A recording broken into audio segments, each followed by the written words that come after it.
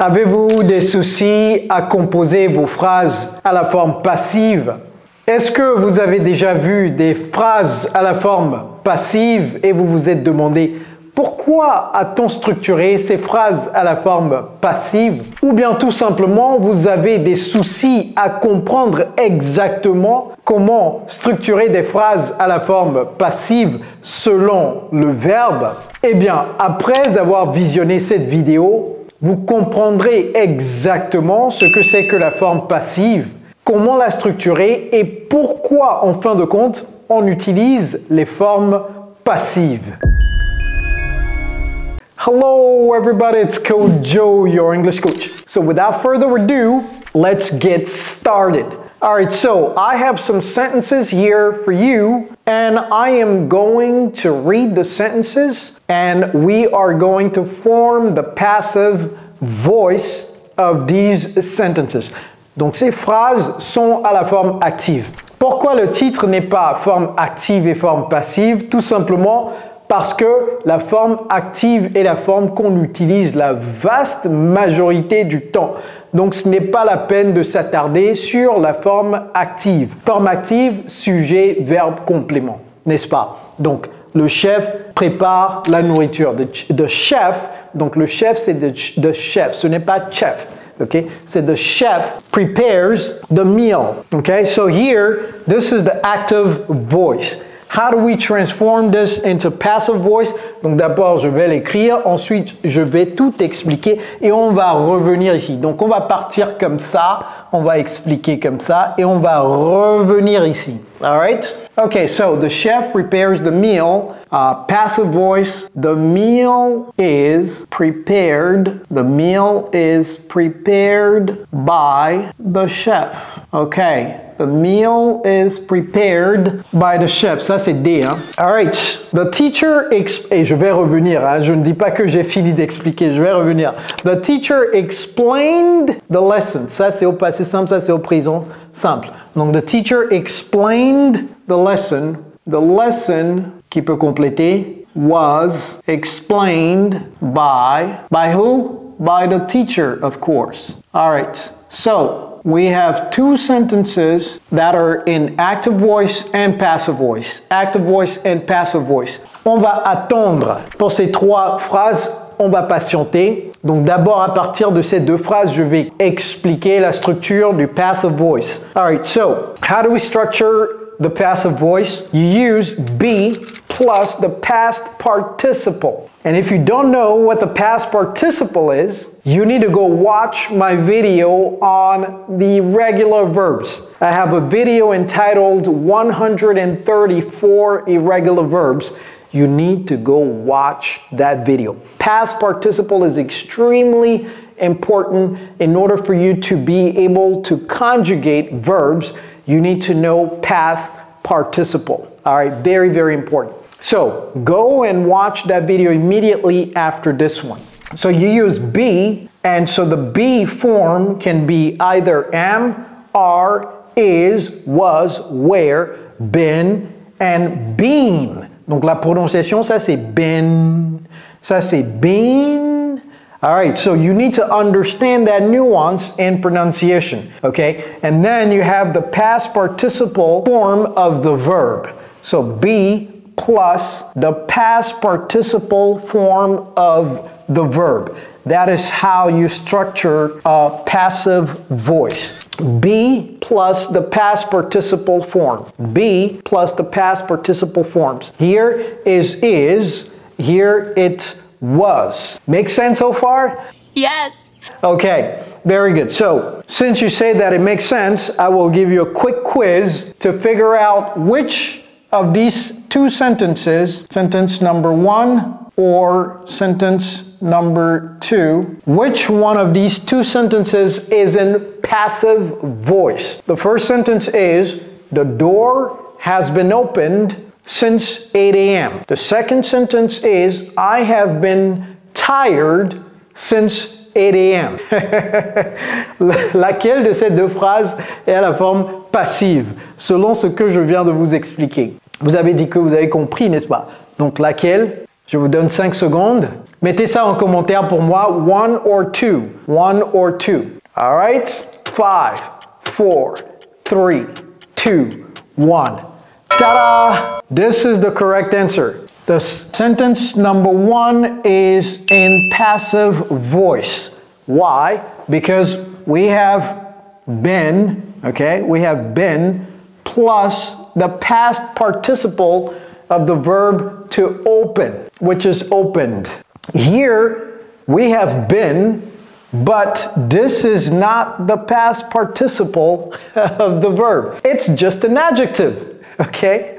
It's just an adjective. I have been what adjective since 8 a.m. And we use the past participle. We didn't say be plus adjective. So this is the sentence that's in passive voice. All right, makes sense? So now you understand this better now with these two examples. Yes? All right, so, and then we'll come back to this a little bit later.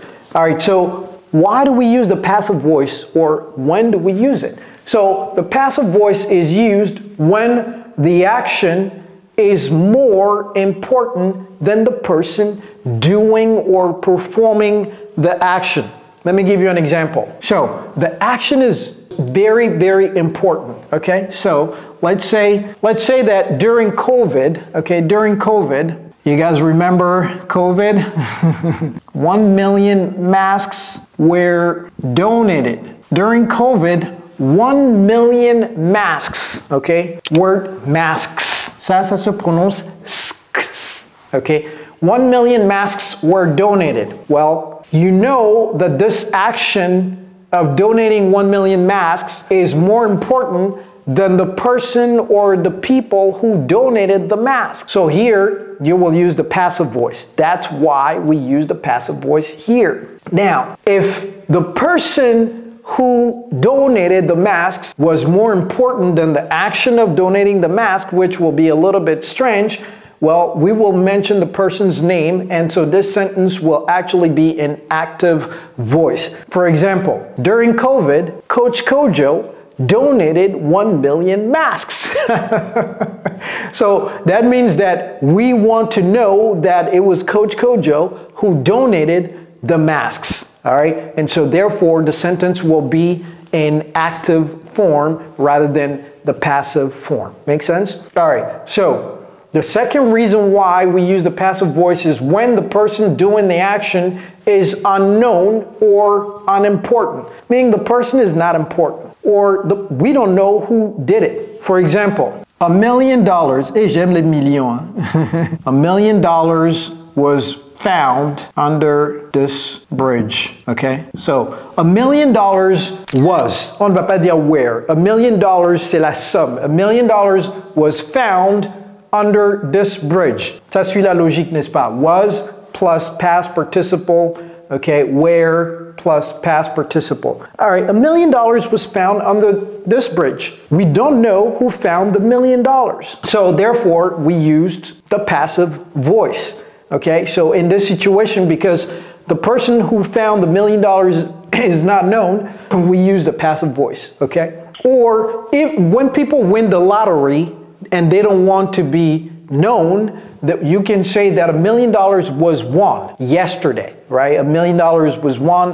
The lottery ticket was $1 million and it was won yesterday because the person does not want to disclose their name. All right, number 3, another reason why we use the passive voice. Passive voice is used, et vous voyez ce que j'ai fait là-bas, j'ai utilisé le passive voice pour la phrase, pour introduire la raison pour laquelle le passive voice est utilisé. Passive voice is used, so is plus past participle, when the person doing the action is obvious. All right, do you guys know Hush Puppy? Est-ce que vous connaissez Hush Puppy? C'est un Nigérian qui a été arrêté à Dubaï pour avoir vraiment... Allez lire sur l'histoire de Hush Puppy ou bien juste après cette vidéo, allez rechercher Hush Puppy. Dans nos cours d'anglais, j'avais une élève, son amie, sa copine, c'est-à-dire une amie d'enfance, était avait un enfant de Hush Puppy. Donc Hush Puppy aujourd'hui est en prison aux États-Unis. Okay? Donc, vraiment dommage pour cet ami-là. Mais vous savez, si vous sortez avec quelqu'un et que cette personne est tellement riche, mais vous ne voyez jamais cette personne travailler. Cette personne est toujours sur les réseaux sociaux en train de montrer des valises de plein d'argent. Et vous êtes la copine de cette personne, posez-vous des questions parce que autrement, on va faire la phrase ici. Hush puppy has been arrested. Hush puppy has been arrested. Here, est-ce qu'on a besoin de dire qu'il a été arrêté par la police? Non. On est arrêté par qui? Son voisin, son cousin, son père? Non. Has been arrested. Donc ici, c'est évident. Obvious. C'est évident qui a fait l'action. Donc on peut mettre ça à la voix passive. Hush puppy has been arrested. Make sense? Tout à l'heure, j'ai dit dans notre programme d'immersion anglaise, on a une élève qui a son amie qui est la copine de Hush Puppy. Notre programme d'immersion d'anglaise, c'est quoi? Parce que tout de suite, vous avez dit, hein? Vous avez un programme d'immersion d'anglaise? Oui. Notre programme d'immersion d'anglaise qu'on a est taillé sur mesure pour les francophones comme vous. On a déjà aidé plus de 7000 francophones dans plus de 50 pays du monde entier à améliorer considérablement leur niveau d'anglais afin d'augmenter matériellement leur valeur sur le marché de l'emploi. Si vous êtes intéressé par le programme d'immersion anglaise, dans la barre de description de cette vidéo, juste en bas de la vidéo, il y a un lien. Cliquez sur ce lien, renseignez vos informations et moi-même, je vais vous contacter pour vous dire plus sur le programme, ok? D'ailleurs, est-ce que vous avez déjà liké la vidéo? Est-ce que vous l'avez déjà balancé à tous vos amis? Est-ce que vous êtes souscrit à la chaîne? Est-ce que vous avez activé la sonnette de notification pour ne plus jamais rater mes vidéos? Please do all those 4 things quickly. Let's go! All right, good. Now, number 4. Passive voice is used when the object cannot perform the action. Okay? The object cannot perform the action, well, we use the passive voice. For example, 300 cars were sold at the auction. C'est là où on vend les voitures. Auction. 300 cars were sold at the auction.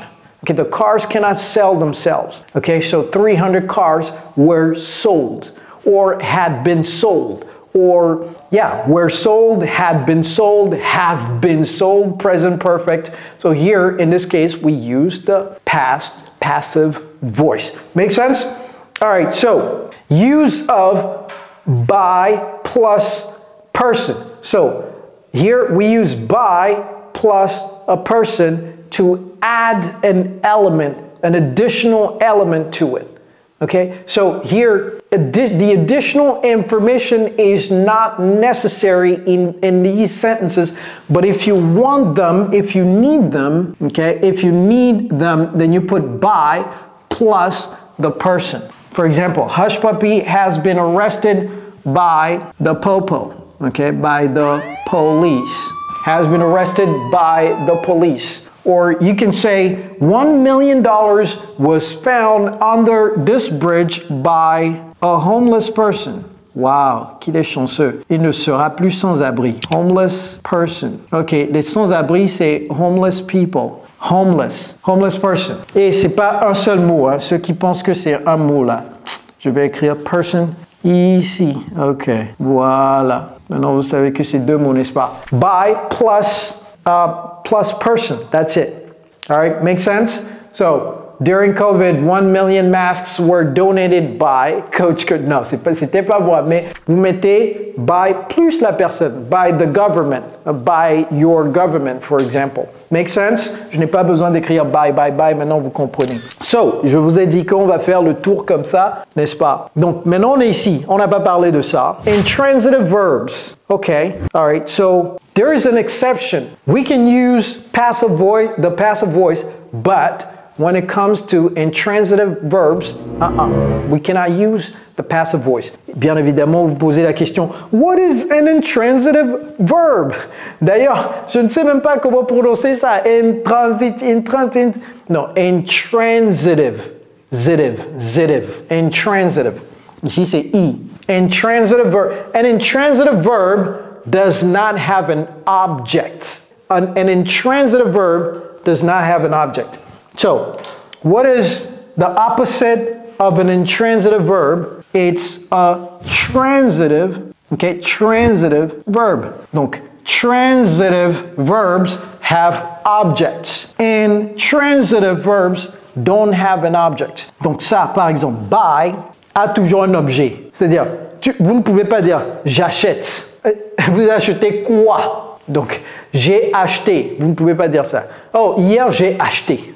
Non, vous voyez, ça fait bizarre. Hier, j'ai acheté quoi? Une voiture. Vous voyez, amen. Vous allez acheter une voiture.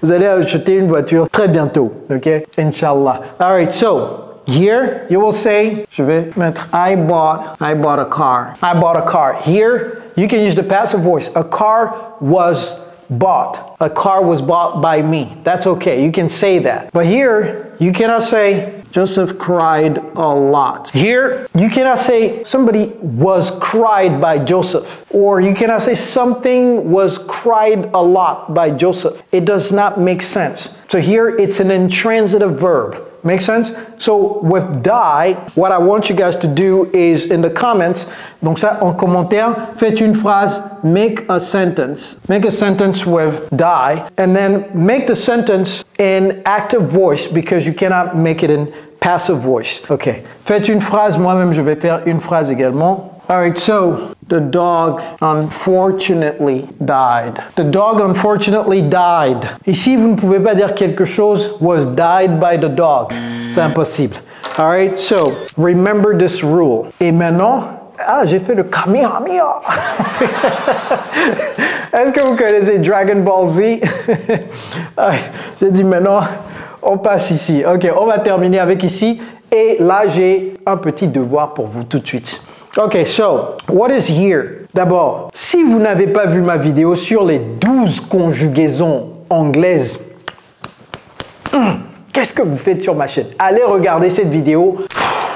Je ne sais pas si quelqu'un sur YouTube a expliqué aux francophones les 12 conjugaisons anglaises telles que je l'ai expliqué dans cette vidéo-là. Donc, allez là-bas, regardez la vidéo, partagez cette vidéo avec tous vos amis, tous vos collègues, mettez ça sur tous vos réseaux-là, Facebook et LinkedIn. All right? Donc ici, c'est les 12 temps en anglais. 1, 2, 3, 4, 5, 6, 7, 8, 9, 10, 11, 12. C'est les 12 temps de la conjugaison anglaise. Pour bien les comprendre, allez regarder cette vidéo. Donc, ce que j'ai fait ici, c'est pour répondre à la question, oui, coach, je vois que vous avez mis ça au présent simple et au passé simple, mais si la phrase était au présent progressif, si la phrase était au past perfect, si la phrase était au future progressive, etc. Ok, donc d'abord, future progressive, ça n'a pas de, ou bien continuous, ça n'a pas de voix passive. Present perfect continuous, tout ce qui est en rouge là, les 4 qui sont en rouge, non, we don't use the passive voice. Ok, donc focalisez-vous, donc il ne reste que 9 en fait, donc focalisez-vous sur les 9 qui restent. Ok, 12 moins 4, 8. Hey, on ne dirait pas que j'ai fait la série C quoi. J'ai fait la série C, attention, les maths, c'est impeccable. Donc ce qui s'est passé ici, c'est que j'ai compté le futur simple 2 fois. Pourquoi? Parce que le futur simple, il y a will et puis il y a going to. Donc en fait, il reste 9, mais bon, les bleus, il en reste 8. Ok, so, yeah, let's look at it. Present simple, les gens disent present simple ou bien simple present. La raison pour laquelle j'ai commencé par present, c'est parce que c'est en bloc. Present simple, present continuous, present perfect progressive ou bien continuous. Past simple, past continuous, past perfect continuous. And then future simple, future continuous, future perfect continuous. Make sense? Very good. So, for present simple, we have am, are, or is. C'est ça le B ici. Donc, am, are, or is, ça là. Simple present. Present continuous, am, are, is, plus being. C'est pourquoi je l'ai mis entre parenthèses. Ok? Ce n'est pas que c'est am, are, is ou bien being. Non. C'est am, being, are being, is being, plus le past participle. Alright? Plus the past participle. Present perfect, have ou bien has been. J'ai pas dit been. Non. Been, have been, has been, plus le past participle. Make sense? Et vous faites la même stratégie pour tout. Je vais expliquer ça très rapidement. Future simple. Pour le future simple, soit on a will ou bien going to. Et dans la vidéo sur les 12 conjugaisons, vous allez voir quand utiliser will, quand utiliser going to. Lorsque vous utilisez going to, c'est I'm going to be plus le past participle are going to be plus le past participle ou bien is going to be plus le past participle. Future perfect, c'est le plus difficile, mais en fait, c'est pas difficile. Je l'ai tellement démystifié dans ma vidéo sur le future perfect. J'ai fait une vidéo juste sur les future perfect. Allez regarder ça également si c'est déjà sur ma chaîne. Alright. Maintenant, il ne reste que ces 3 mousquetaires. On va les battre très rapidement. Alright, you guys, let's go. Come on, come on. Maintenant, vous êtes très fort, ok? Maintenant, avec toute cette information, vous êtes très fort. Prenez une capture de l'écran très rapidement. C'est fait? Ok. Bon, voici ce qu'on va faire. Je vous donne 5 secondes pour faire ça dans les commentaires rapidement. The team has completed the project. Mettez ça à la voix passive très rapidement. The team has completed the project. The team has completed the project. 5 secondes. 5, 4, 3, 2, 1. All right. So here, the passive voice is the project. D'abord, c'est quelle conjugaison? Has completed, c'est, on est ici present perfect. Present perfect. Donc, on nous dit déjà que la structure c'est has been, c'est pas been, has been plus the past participle. Donc, the project est troisième personne du singulier, has been quoi? Le verbe completed by plus la personne, by the team. The project has been completed by the team. Make sense? All right. So, they are forcing me to leave. They are forcing me to leave. 5 secondes. Let's go. Ça, c'est, je crois, le plus difficile, n'est-ce pas? 5, 4, 3, 2, 1. All right. They are forcing me to leave. Tout le monde a écrit dans les commentaires, n'est-ce pas? Je ne veux pas de pagaille. Hein. Donc, écrivez dans les commentaires. Ceux qui attendent patiemment là, écoute, écrivez. Non, il faut essayer. Comme ça, lorsque vous essayez, vous faussez, vous trouvez la bonne réponse. Ça se cristallise plus rapidement que d'attendre les bras croisés la bonne réponse. Le cerveau ne mémorise pas les choses facilement comme ça. Donc, il faut essayer d'abord fausser. C'est OK de fausser. All right? Nous, les francophones, on ne veut pas faire de fautes. Pourquoi? Parce qu'on a été élevé dans un système éducatif qui punit sévèrement les fautes. Vous faites une faute, vous êtes bastonné, surtout en Afrique là. Je ne sais pas si en Europe, est-ce qu'en France on bastonne les enfants? Je vous dis, hein, en Afrique là, je me souviens, on avait un prof, maître Cana, aïe, aïe, aïe, aïe, aïe, aïe. Au C2, vous faites dicter avec maître Cana, vous faites une faute, ok? Une faute seulement dans la dictée, 2 coups sur les fesses. Imaginez ceux qui ne comprenaient rien de l'orthographe français là, qui faisaient 30 fautes. Toute la semaine, ils ne peuvent pas s'asseoir sur le banc. Allez comprendre pourquoi. Ceux qui savent, savent. Alright. Donc, ce que je veux dire, c'est que dans le système éducatif français, je ne sais pas pourquoi, les erreurs sont punies. Donc, on grandit et on ne veut plus faire d'erreurs. C'est-à-dire qu'on a tellement été martyrisé et traumatisé qu'on assimile l'erreur à une blessure. Donc, on ne veut pas être blessé, donc on ne veut pas parler l'anglais et faire des erreurs. Mais en anglais, on ne peut pas faire des omelettes sans casser des œufs. On ne peut pas maîtriser l'anglais sans faire d'erreurs. C'est comme ça qu'on apprend. Alright? So, they are forcing me. Donc ici, c'est I am being what? I am being forced to leave. I am being forced to leave. On va repérer cette conjugaison ici. They are forcing me. C'est le present progressive. Present progressive ou bien continuous. I am being plus the past participle forced to leave. Make sense? On termine rapidement avec the student will have finished the assignment. The student will have finished the assignment. All right, 5 secondes. 5, 4, 3, 2, 1. Vous voyez mes doigts ou pas? Yes, ok. All right, donc on termine très rapidement. Ça, c'est quelle conjugaison même? La conjugaison d'enfer là. Ici, on se retrouve ici. Okay, the future perfect. All right, so this is the future perfect, and therefore we will say will have been. Will have been. Donc on commence ici. The assignment, la tâche. Tâche c'est assignment. The assignment will have been finished. Finish, c'est la même chose que complete. OK? To finish, c'est to complete. Donc, will I have been completed ou bien finished, mais ne changez pas de verbe. Utilisez le même verbe. By the student. By the student. Voilà les amis, le cours sur la voix passive. Passive voice. Maintenant vous êtes des ninjas du passive voice.